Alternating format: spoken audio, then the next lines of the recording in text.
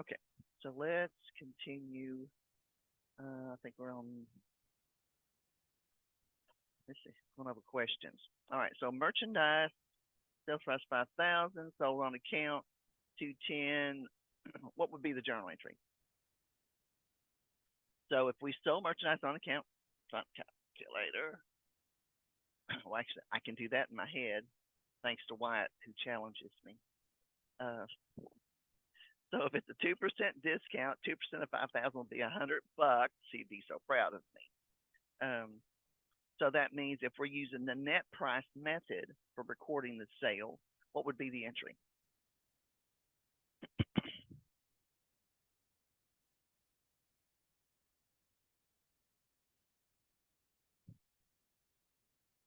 Yep.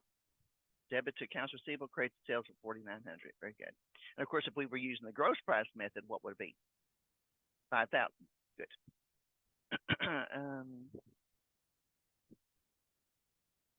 Okay.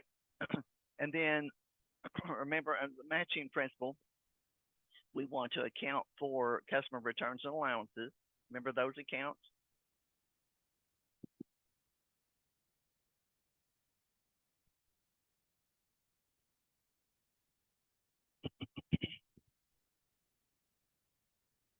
So we want to match the customer's returns and allowances in the same period with the sales.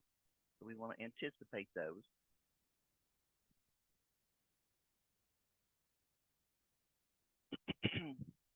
Okay. Yeah, it's accruing. So remember the rule. We record revenue as it's earned. So whenever we finish the job, whether it's a fee income or whether it's a sale, if it's a sale and we have shipped the goods to the customer, and of course it depends on if it's FOB shipping point or FOB destination, because the customer owns it if they're paying the shipping.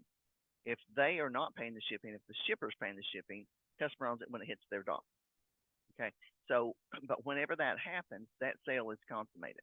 So whenever you have earned the money, everything has been done, and the revenue has been earned. So whether it's rent, in, uh, interest, dividends, uh, fees, sales, whatever. Whenever you have completed the process, then you record the revenue. Okay. So that's revenue recognition principle. Okay. There are some exceptions, and we'll talk about those in more advanced classes. So, like if you're doing a construction project and stuff like that, there's some exceptions. Okay, so that's how revenue is recorded then. And then, in order for us to know how much we've actually earned net profit on that revenue, we have to match all the expenses in the correct period. So that's what the matching principle says.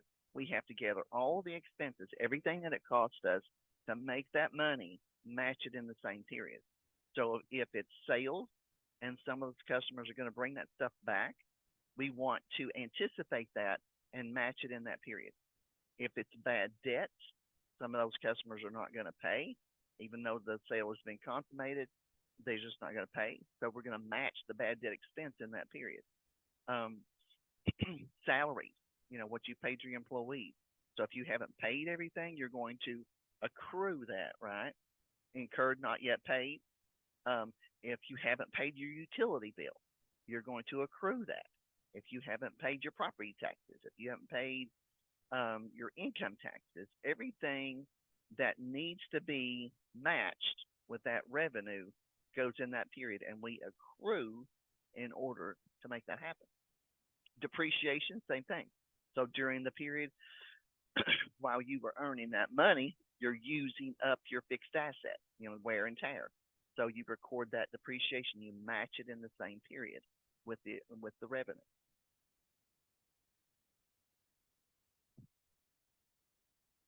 Trying to get all the expenses in the same period with the revenue.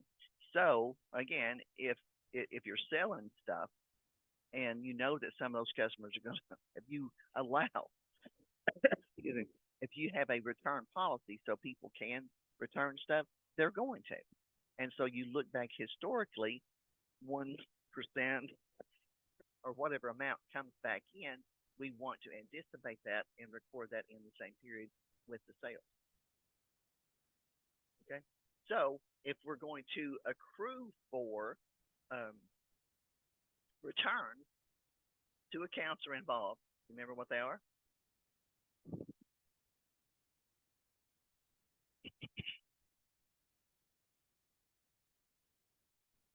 Sales, returns, and allowances. And so if somebody returns stuff and they've already paid us for it, what's the other side?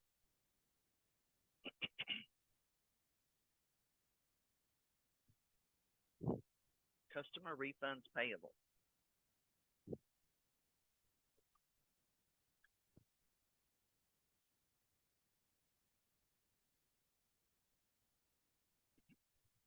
So if we're accruing for it, what's the entry? Debit sales, returns, and allowances. Credit customer refunds payable, because we're anticipating some of those sales are going to come back in.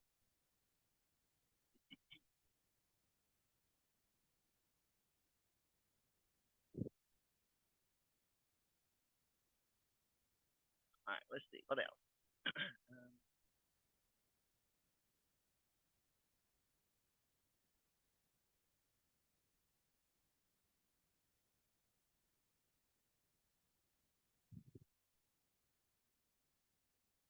okay, then I decided to do this. Reverse engineering, right? So remember how we looked at the journal and we said what happened? So I decided to do a little bit of that. What happened?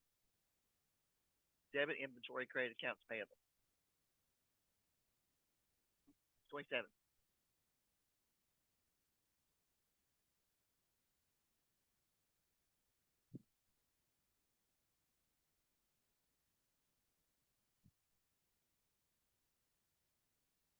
on on account.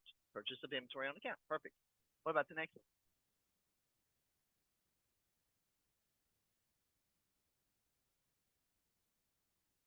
Well, they haven't paid yet. They purchased on account. Okay, good. What about the next one?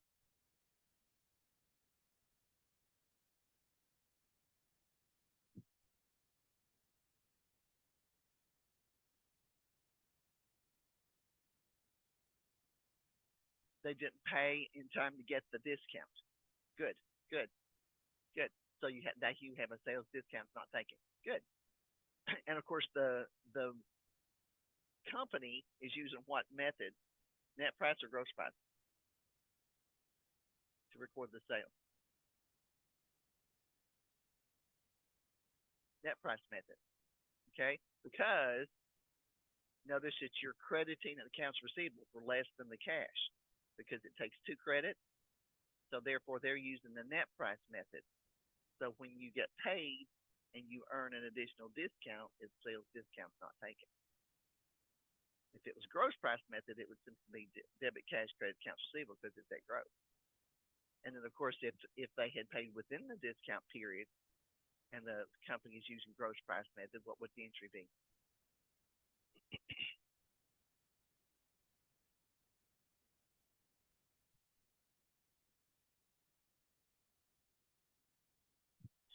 I know it's early, right? Okay, so if it's gross price method, that means the accounts receivable is at gross. Well, when they make the sale, they'll debit accounts receivable for gross, yes,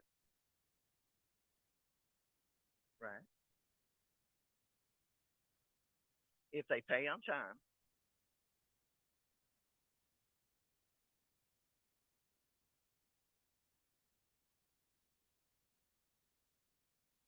but okay, if they pay within the discount period, you're going to debit cash for less than your crediting accounts receivable.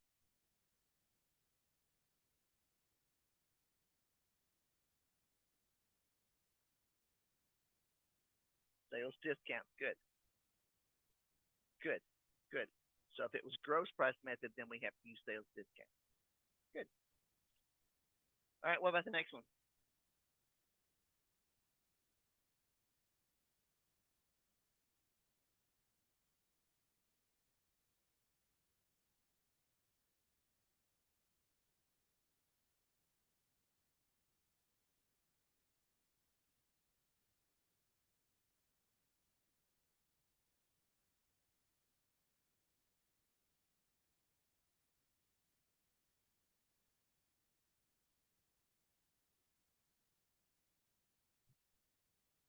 Well, we've spent money.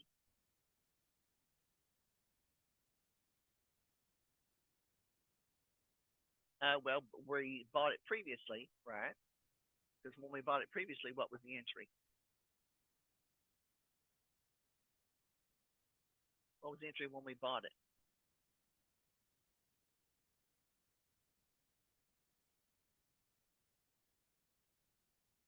Right, we bought it on account, so we debited inventory, credited accounts payable. So now what's happening? Now we're paying for it, but notice that we're debiting accounts payable for less than we're crediting cash. Oh, net price or gross price?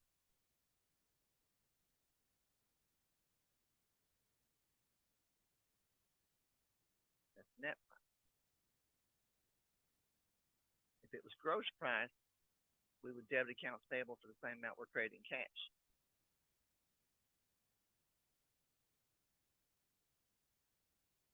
Yeah, you had. Okay, so you're paying out more than the actual bill, right? You're debiting accounts payable for net and crediting cash for gross. So if you're crediting cash for more than the amount that's in accounts payable, then the invoice must have been recorded at net, right? And we're paying gross because we're paying more than what's in accounts payable. Make sense? But why are we paying more than the amount of the invoice? Because we missed taking the discount, right? Okay, this is on the paying. Okay, so remember, accounts receivable can be recorded net or gross, and so can accounts payable. Okay, so in this case, the company's using net price method to record their accounts payable, so they reduced it by the discount. But we missed the discount, so we're having to pay out more than the net price of the account of the invoice. So we debit accounts payable for net because it went in at net, and so the extra that we have to pay is a what? They are a purchase discount loss because it's perpetual. Now, if it was periodic method, we would debit purchase discounts loss. But because this is perpetual, we're perpetually keeping up with how much inventory, and that loss discount increases the cost of the inventory. Make sense?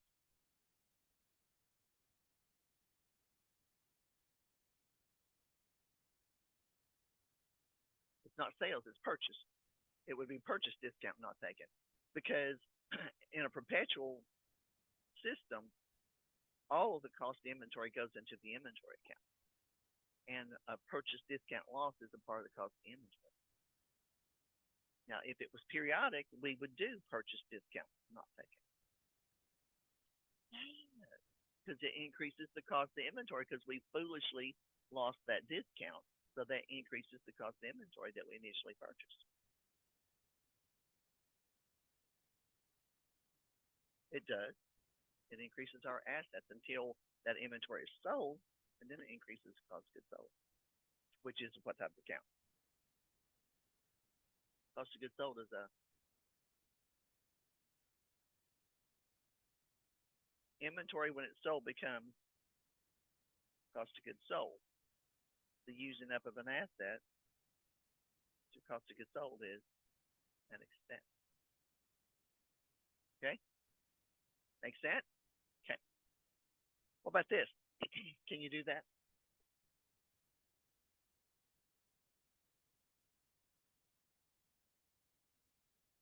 Perpetual FIFO. So it says if Aston uses FIFO, the September 17th entry for cost of goods sold would be what?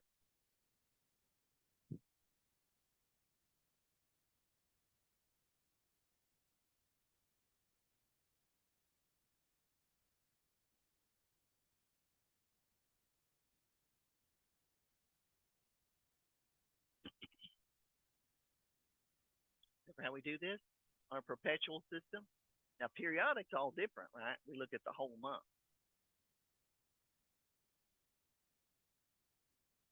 Right.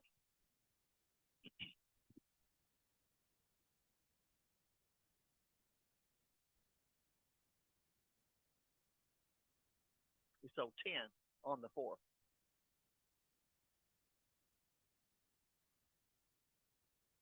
So the 10 that we sold on the 4th, how much did they cost us? $20, right?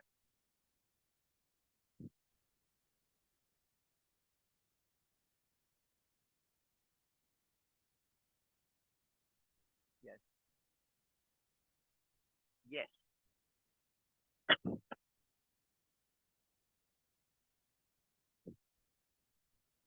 Well, it's 400. You sold 20 units, and 10 of them were at 10 or $20, and 10 of them at $25, right? So it says the September 17th entry. So 10 of those $20 units are already gone. So on the 17th, you sell the other 10 at 20, and then 10 at 25. 450. 200 plus 4, 250. Total of 20 units.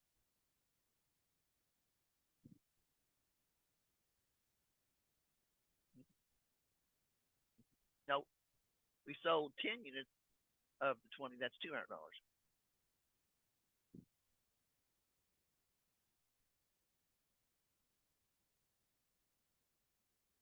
right? So that's $200.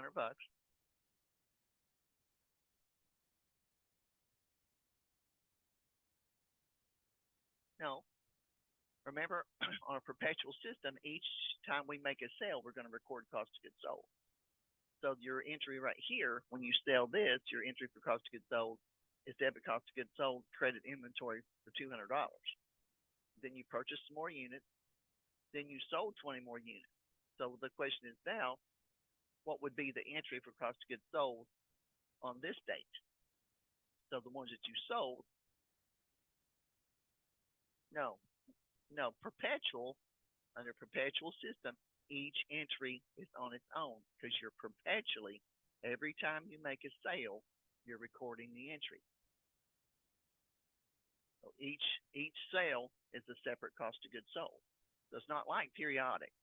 Periodic's different. We if it was periodic, we would have to look at everything in order to determine. We couldn't tell you what September 17th would be because we don't keep it that way. We simply know how much is left at the end of the period. Okay. So what's the entry?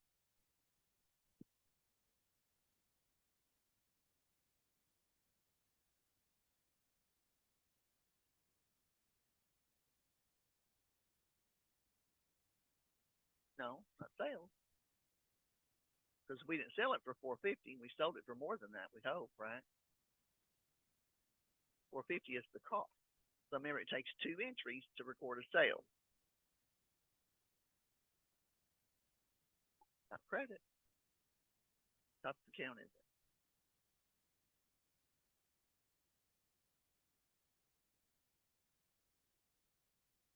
Who cares?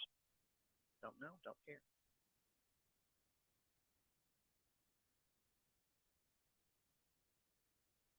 So you're just making the entry for the cost of goods sold. Oh, I see where you're confused. That's one of the options. That's one of the options, but it's not right. Which one's right?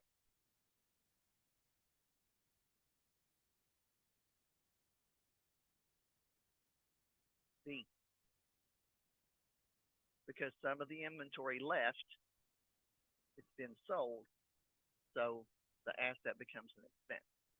Cost of goods sold, debit, inventory credit. Okay?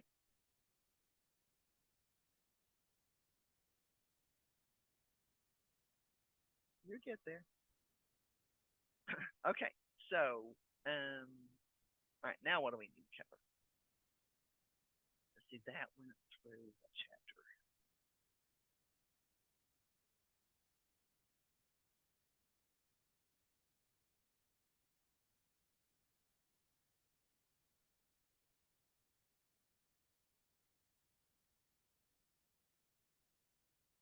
So, are you okay with the other methods? Um, can you do periodic and FIFO and LIFO and average costing method?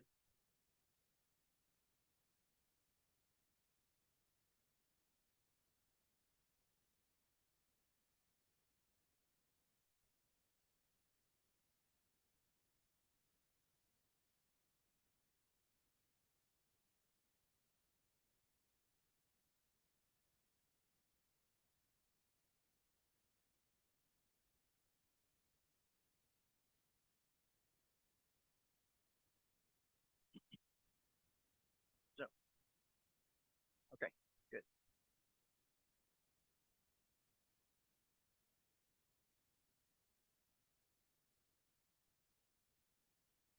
The FOBs that you're concerned about. Okay, that was in the same chapter. What?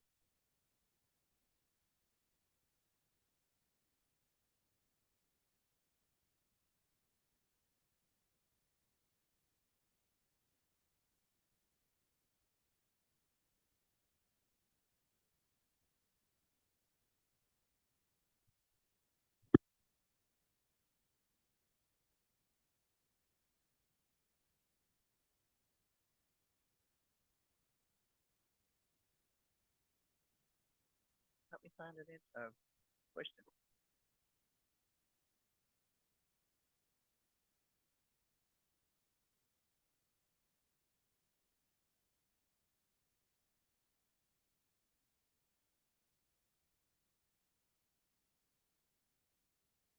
Are they in that chapter?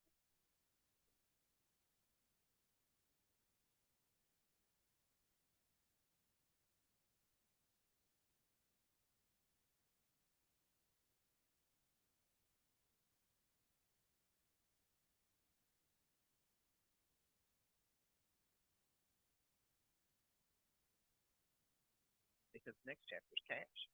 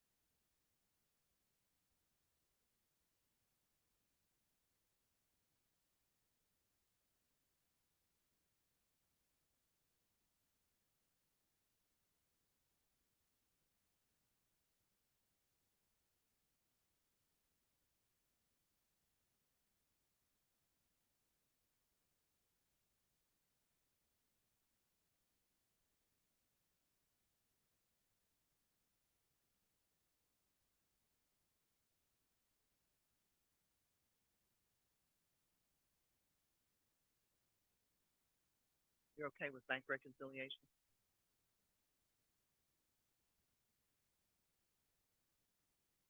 Reconciling the bank account? Chapter 6.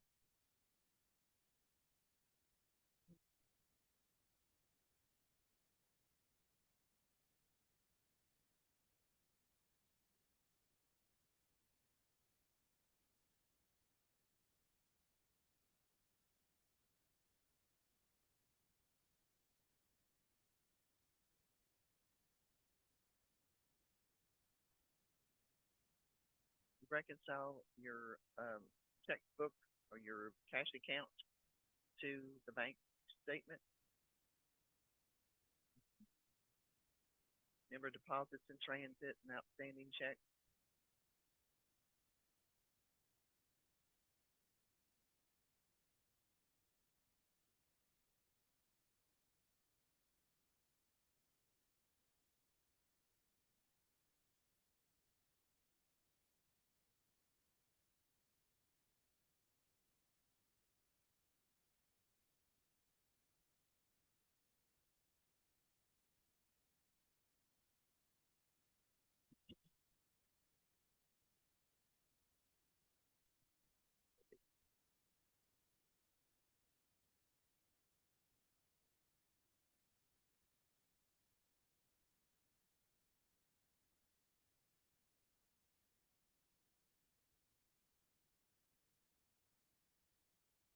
Chapter 5.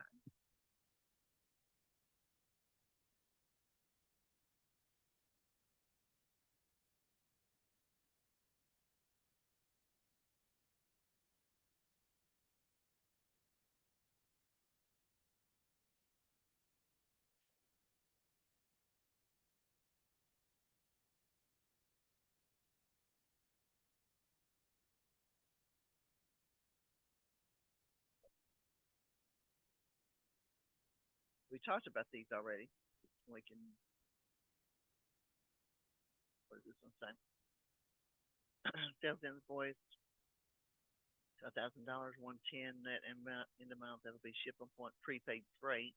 Assume that a credit for merchandise return of 500 is granted, and the invoice is paid within the discount. What's the amount of cash that should be received by the seller?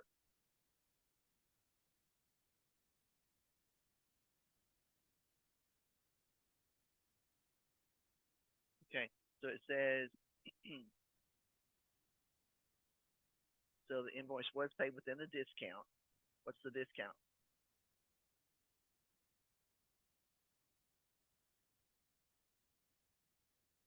What does it say?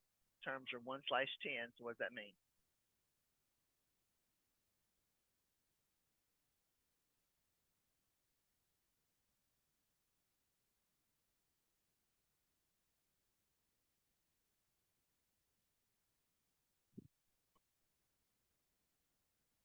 Right, 120 is the discount. So you subtract that from 12,000, so 11,880. But then it says the FOB shipping point. So what does that mean?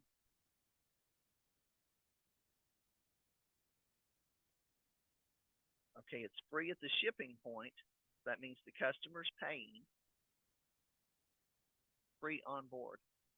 So if it's free at the shipping point, that means that the destination, the customer, is paying. But it says it was prepaid.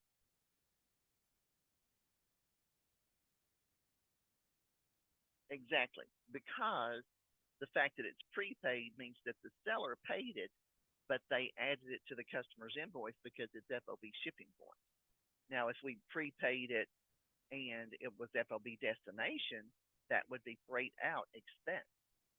But since it's FOB shipping point and the seller prepaid it, that means they're adding it to the customer's invoice because it's FOB shipping point. Customer's paid. Okay, so therefore, the 11,880 plus the $900 of freight. What else? Oh, and there was $500 of invoice that was returned, less the 1% discount. So that's $495 was returned. So that's going to come off the bill.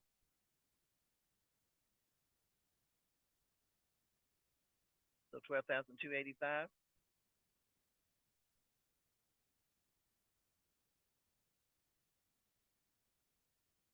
Yes, because it went in and then it's going to come back out at that.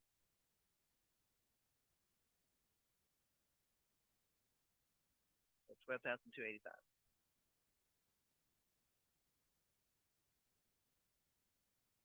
Make sense? Okay. All right. Want to look at another one? Sold merchandise on account 35,215. Cost of goods sold. Issued a credit memo for merchandise returned. Gomez paid the invoice within the discount period. What is the gross profit earned by Abby on the above transaction? What's gross profit?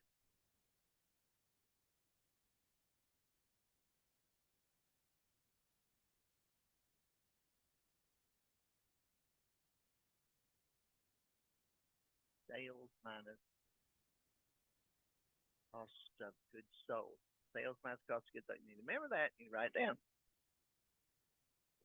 Good. You need to remember that. Well, remember the income statement, the order of the income statement. You start out with sales. What's the next thing you put? Cost of goods sold, gross profit, operating expense. Okay. All right. So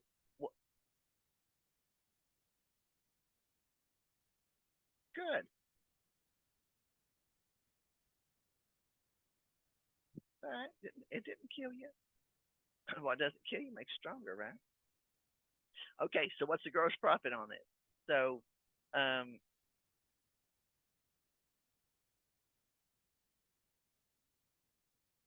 and they did pay within the discount period. So it's 35,000 minus the 3,600 that was returned, right? That's 31,400, and then minus the 2% discount. So times 0.98. right? So 31,399 is the net sale,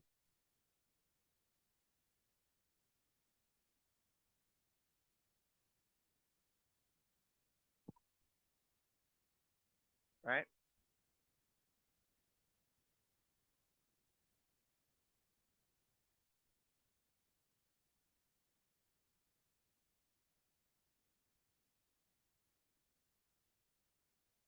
And then the cost of goods is 22,800.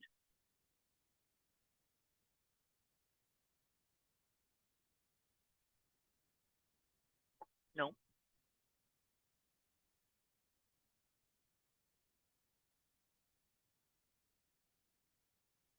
right. So your cost of goods is 24,500 minus the 1,700. So 22,800 is your cost of goods sold. And then 35,000 minus the 3,600 return times 98%, 30,772 is your sale. So your gross profit is 7,972.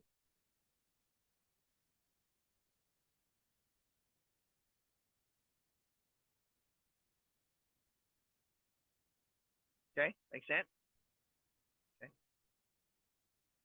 Um, what about this one? Uses the gross method to record sales. So using the gross method, made a purchase with terms 210 net 30. When it pays within the discount period, what is the correct journal entry?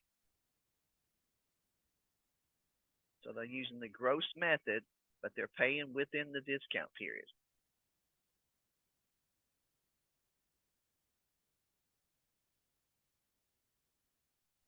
It goes in at 12,000.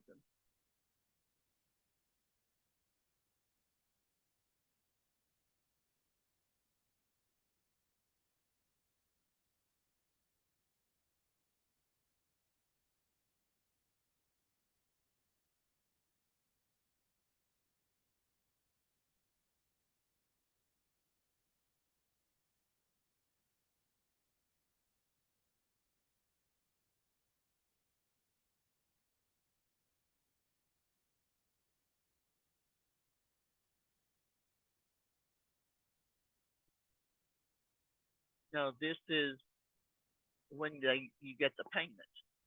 When it pays in the discount period, what is the journal entry? So you're receiving payment.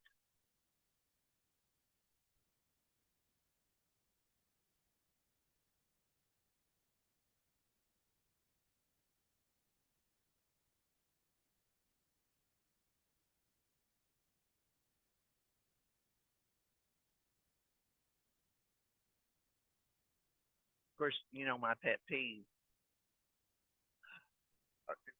Yes, for 12,000 because it would end at gross. It's got to come out at gross. Good, good.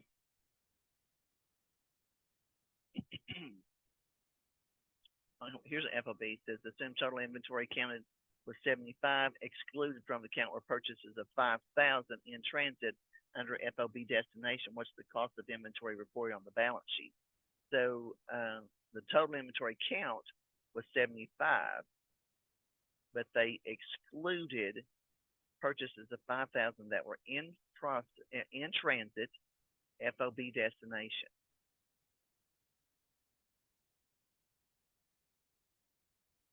And we're the people receiving it because so it's because it's purchases. So this is our inventory, and we purchase some stuff that's en route, and it's FOB destination. So no FOB destination. Who's paying? The shipper, because it's free at the destination. So the shipper's paying. FOB means free on board,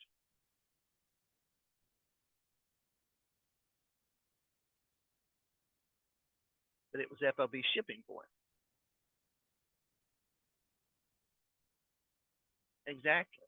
So that tells us who's paying. So FOB shipping point, that means the customer is paying. In this case, we're the customer. We're purchasing this. FOB destination means that the shipper's paying.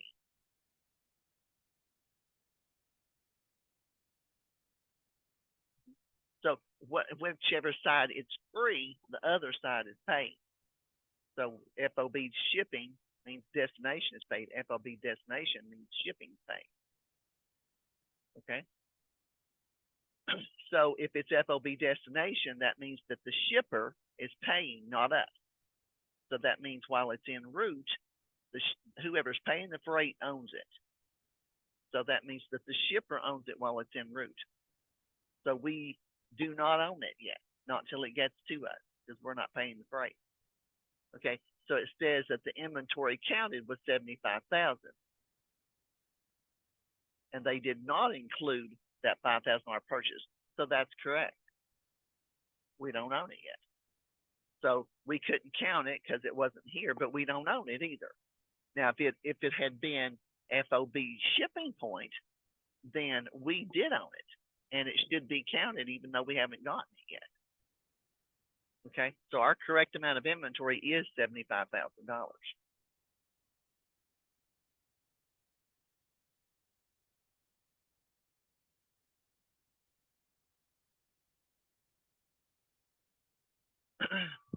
No, this wouldn't be matching principle. This would be more the right. Who has the right to that asset? Who owns it?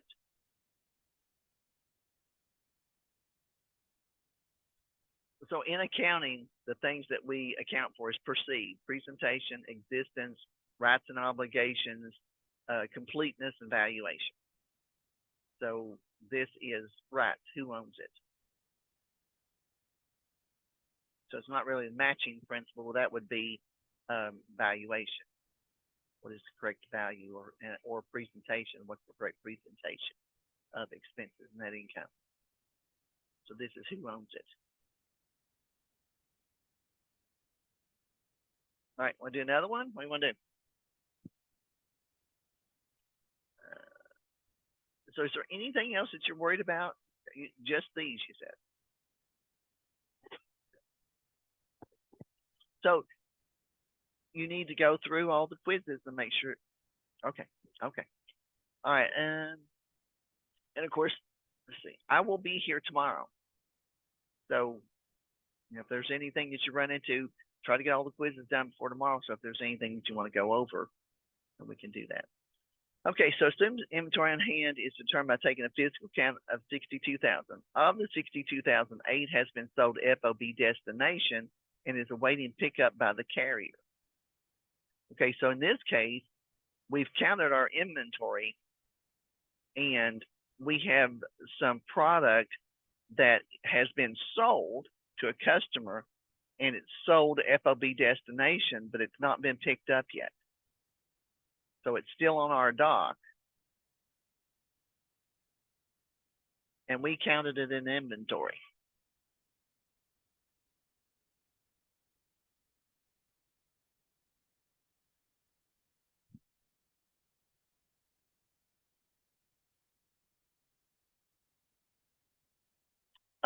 We are the seller. Yes. We're paying the shipping, which means we own it while it's en route, and it hasn't left our dock yet. Well, no, actually it says the 8's included in the 62.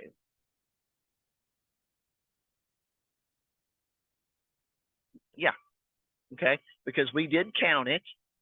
It's sold FOB destination, so that means that we're paying for the shipping, so we own it until it gets to their dock.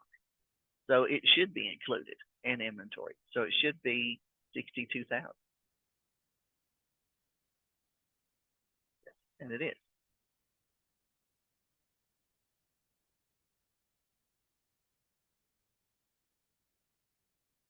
Okay, another?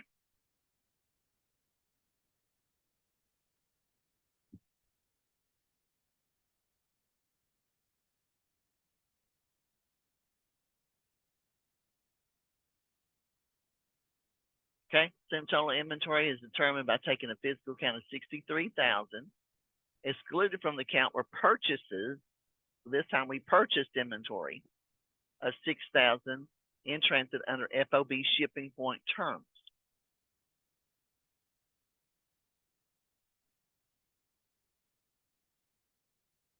All right, let's see. We purchased it, and it was shipped to us FOB shipping point. That means we're paying for the freight.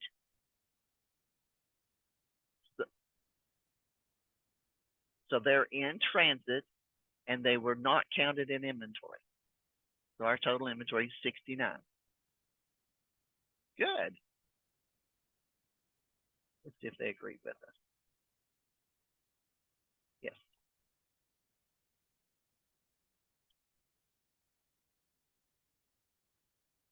All right, you want to do something? We want to look at bank reconciliation?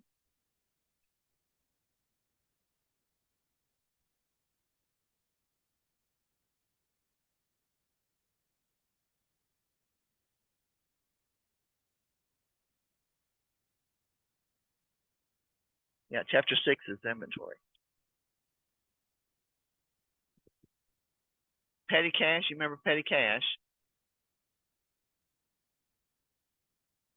Petty cash is when you keep a small amount of cash on hand to pay for toilet paper or whatever emergency expenses that you need to run out to the store, or, pay for somebody's parking or whatever. Okay, remember that?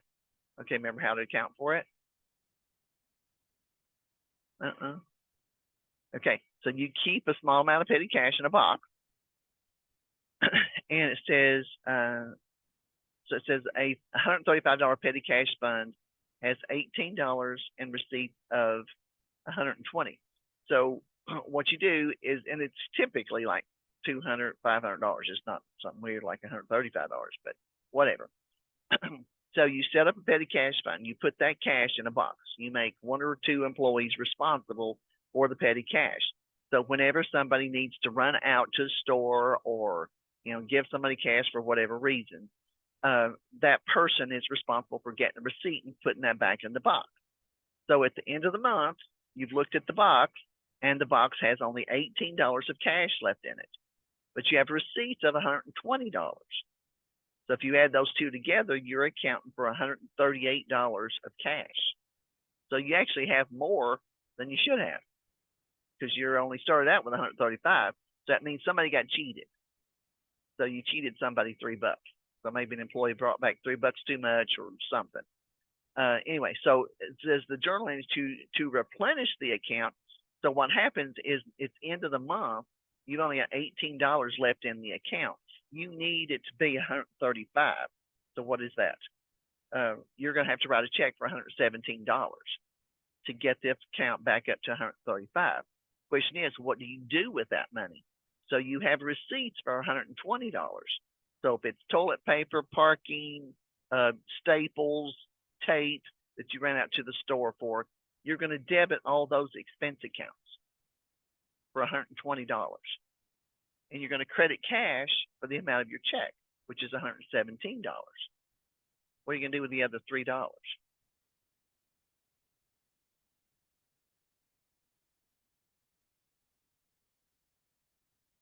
Remember that account called cash over in short? You don't remember covering this at all? Okay, so if you're, and usually you're not over. I mean, usually if anything, you're short. So if you're short cash, you debit cash over in short. If you're over, you credit cash over in short. So in this case, you're going to debit all the expenses for $120. You're going to credit cash for $117, and you're going to credit cash over in short for $3. Yes. Right. It could be either. So your petty cash fund could be over, it could be short.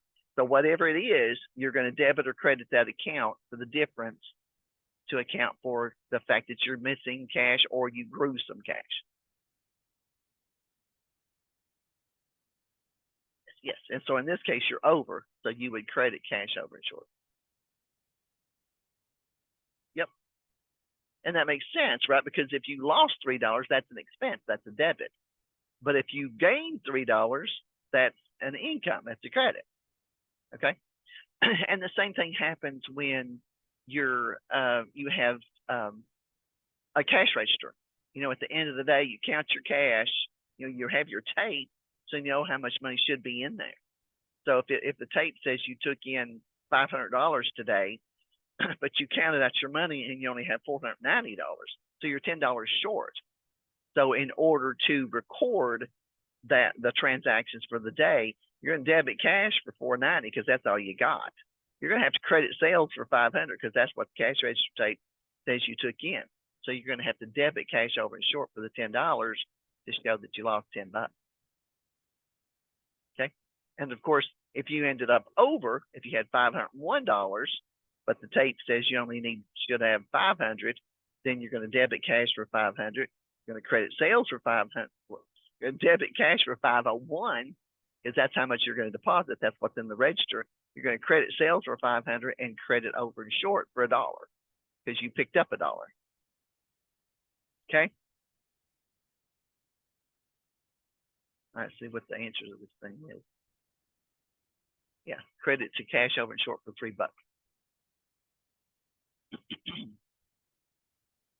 All right, so let's see.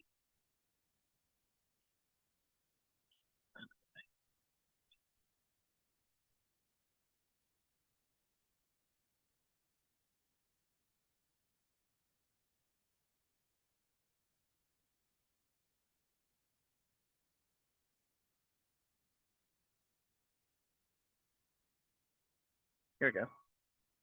Here's a bank reconciliation. Let's do this. All right, so it says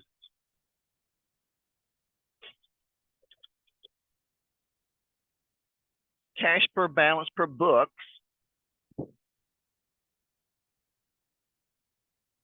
So that's your general ledger account, your cash account. At the end of the month, it has $2,750 in it. And then, calculate the adjusted account balance. So they're not telling us what the bank is. They're just giving us one side. So what we have to do is look at the deposits in transit. So if we were doing a bank reconciliation, we would have cash per bank at the end of the month as well. And we would put the transaction on whichever side. So deposits in transit are deposits that we have already recorded in the book, but that hasn't gone to the bank yet. It's in transit between us and the bank. So that means we've added it in, but the bank hasn't added it in yet. Okay, so deposits in transit get added on the bank side. Okay, because we've already added it. The bank hasn't seen it yet. Maybe we put it in the night box the night before, and the bank hasn't gotten it out yet. Okay. Notes receivable interest and interest collected by the bank. Sometimes we might direct a customer to send your money directly to the bank. So the customer drops it in the night box at the bank. We don't even know that it's been deposited into our bank account until we get the bank statement. So we get the bank statement. Oh, so-and-so paid $630. There it is on the bank statement. We didn't even know about it. So the bank's already added it in when the customer, but we haven't added it in yet because we didn't know about it. So note collected by the bank gets added into our side. Okay. Bank charge for check printing, $50. So the bank charged us for checks. We ordered more checks, and they purchased them for us, took the money out of our bank account, sent us the checks. So they've already deducted it. We didn't know about it until we got the bank statement.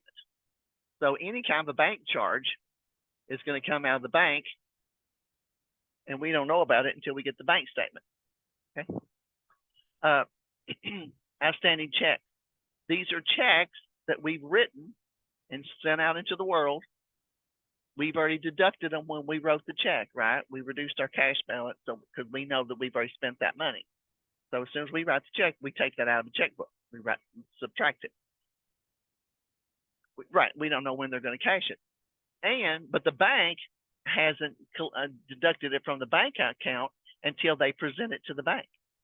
So these are checks that we've written and they're still out in the world, outstanding somewhere. So the bank has not deducted them yet. In order for us to balance, we have to minus them from the bank. So outstanding checks get subtracted from the bank side. NSF check stands for non-sufficient funds, non-sufficient funds, NSF.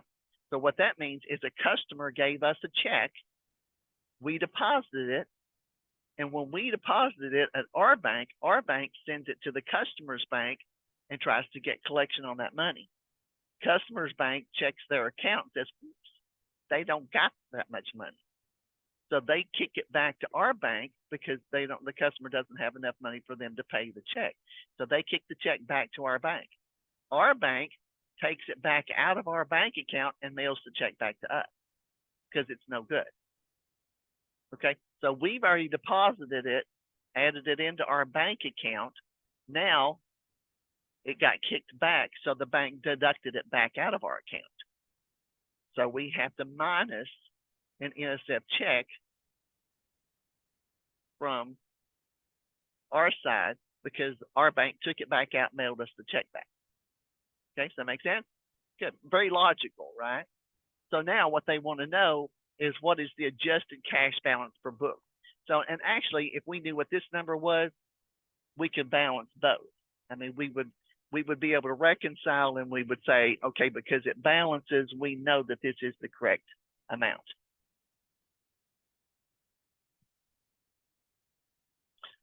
Well, we can back into it, and I can tell you in a minute what it is. What is 630? So this is 3060. Whoops. Oh, it's $50, not $30. So it's 3040. Okay, so this is the correct. So I can back into this because I know if this is correct, if that's 3040, this is also 3040. So I can back into that.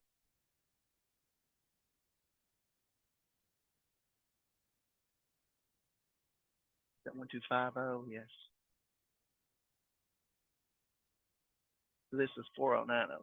So in reality, in the real world, we would have gotten a bank statement that says 4090, and it's up to us to reconcile these two numbers. And we would have gone through all these differences. Because what we're doing, when we get this bank statement, we see all the checks that we've written that came through the bank. And we're going to tick those off and see which ones still have not gone through yet. We're going to look at all the deposits and see if they came through the bank. And we're going to check them for accuracy because sometimes we make a mistake, right? So if a check is, maybe we wrote it down incorrectly. We didn't subtract it correctly from the bank account. Or maybe we made the check out incorrectly. Or maybe the bank made a mistake and they cleared a check for $150 and it should have been $15 because somebody just fat fingered it. Okay, so errors happen, and we're going to catch that when we're doing this reconciliation process because we're going to compare every check that we wrote to how it cleared the bank. So we're going to catch any errors. We're going to compare every deposit that we made to the deposits that came through the bank. Okay, and that's how we're going to find bank charges, NSF checks, anything that the bank did that we didn't know about. We're going to find that when we're looking at those transactions. Okay, and then we're going to reconcile the two. So when this balances, we know that that's the correct amount of cash. So everything on this side is going to get an adjusting entry. Everything on this side is going to happen by the by, right? That deposit's going to get made. These checks are eventually going to come back to the bank. Okay, if the bank had made an error, we're going to call them up and call their hand on it and tell them, put the money back in my bank account because you messed up. Okay, so everything we put on the bank side is going to eventually happen. Everything on our side requires an adjustment. Make sense? And of course, that's important that we reconcile bank accounts because it's a part of internal control. You know, if somebody's stealing money from us, it's a great way to do it.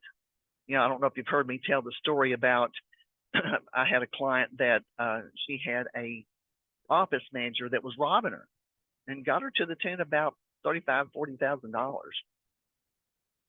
And it was because there was nobody watching her.